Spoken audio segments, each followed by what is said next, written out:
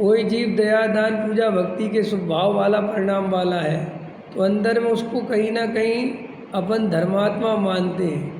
मंद कसाई जीव के प्रति अपन को सॉफ्ट कॉर्नर रहता है कि धर्मात्मा है, तो वो सब काय का आदर है, राग का आदर है। वो समझ में आया। जबकि वास्तव में कसाई की मंदता जीव करता है कि उसकी होती है। बोलो, राग की जो कसाय है, किसी की मंद है किसी की तीव्र है, इसमें जीव का क्या पुरुषार्थ है। लेकिन लगता क्या है कि भाई साहब मैं करता हूँ। नहीं समझ में आया भैया, हम कुछ भी करें, हम राग देश कसाय जो है हम तो कम से कम करते हैं, तो अपने को उसका कर्ता माना ना। हम तो दया दान पूजा भक्ति, और दया दान पूजा भक्ति करने वाले का आदर करता है, तो वो आदर किसका है? राग का ही आदर है। तो साम दया दान पूजा भक्ति में देखो, दया दान पूजा भक्ति करने वालों के प्रति ये भाव रहे कि इसके ये राग है, ये कसाय है, ये मसाय की मनता है। अगर ये अपने को इससे भिन्न आत्मा जानता है तो प्रशंसा के योग्य है। लेकिन जे इससे अपने को बड़ा मानता है, धर्मात्मा मानता है, तो ये मिथ्या दृष्टि है। और अगर अपन भी इससे इसको धर्मात्मा मानते हैं तो अपन भी मिथ्या। तो साहब हमें क्या पता, एक प्रश्न आता है, हमें क्या पता किसी के को भिन्न मानता है कि नहीं? हमें पता करने की जरूरत भी नहीं है। हमें तो सिर्फ एक दृष्टि रखनी कि अगर इसको भिन्न पता है तो, नहीं है तो हमें नहीं पता, है तो धर्मात्मा है।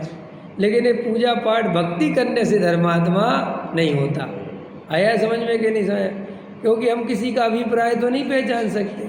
जैसे बहुत सारे लोग कहते हैं, टोडरमल जी साहब ने भी लिखा कि भाई द्रव्यलिंगी मुनिराज हैं, तो अपन तो उनके द्रव्यलिंग को ही देख के नमस्कार करते हैं, क्योंकि भावलिंग तो दिखता नहीं।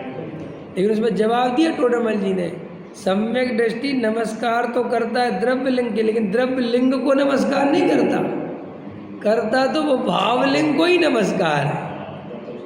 समझ में? वो तो ये जानता है कि द्रव्यलिंग है, समझ में आया, क्योंकि बाहर से वही दिखता है। सो इनके भावलिंग भी हो और भावलिंग है, वो तो ये मान के नमस्कार करता है।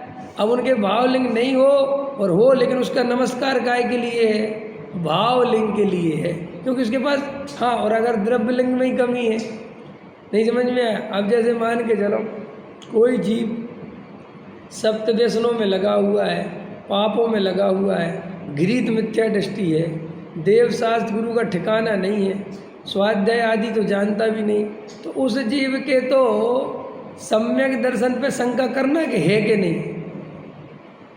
क्या शंका करना? प्रत्यक्ष ही दिखता है। जब उसे वस्तु स्वरूप की खबर ही नहीं है तो सम्यक दर्शन कहाँ से हो जाएगा? तो ये तो अनिवार्य शर्त है। सम्यक दृष्टि जो हो वो सच्चे देव शास्त्र गुरु को मानने वाला हो, स्वाध्याय करने वाला हो। समझ में आया? ऐसा तो होना ही चाहिए। सप्तव्यसन आदि का त्यागी हो, मध्यमास मधु आदि, ये तो होना ही चाहिए। लेकिन वो ये सब करके और खूब दया दान पूजा भक्ति व्रतशील संयम करता है, इसीलिए ये सम्यक दृष्टि है। ये मान्यता नहीं रखना। सम्यक दृष्टि तो क्या जानना कि ऐसे भिन्न अपने को अनुभव करता हो तो सम्यक दृष्टि है, और उससे अपने को छोटा बड़ा मानता हो तो वो मिथ्या दृष्टि है। नहीं समझ में आया? अपन को अंदर में चेकिंग अपनी स्वयं की करनी है कि अपन के अंदर अभी राग का आदर है कि नहीं। राग का आदर समझ गए?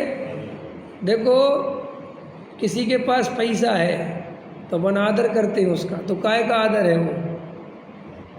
कोई पैसा वाला आया और आप कुर्सी पर खड़े हो गए, और सामान्य आदमी आया तो बैठे रहे, तो काय का आदर किया हो?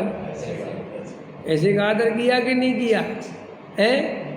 तो अपने को ये आदर माने उसके प्रति बहुमान।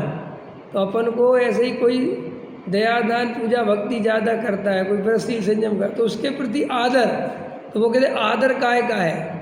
उससे भिन्न वो अपने को आत्मा अनुभव करता है, इसका आदर है कि वो दया दान पूजा भक्ति का आदर है। अगर वो दया दान पूजा भक्ति का आदर है तो वो राग का आदर है, और राग का आदर मिथ्यात्व है।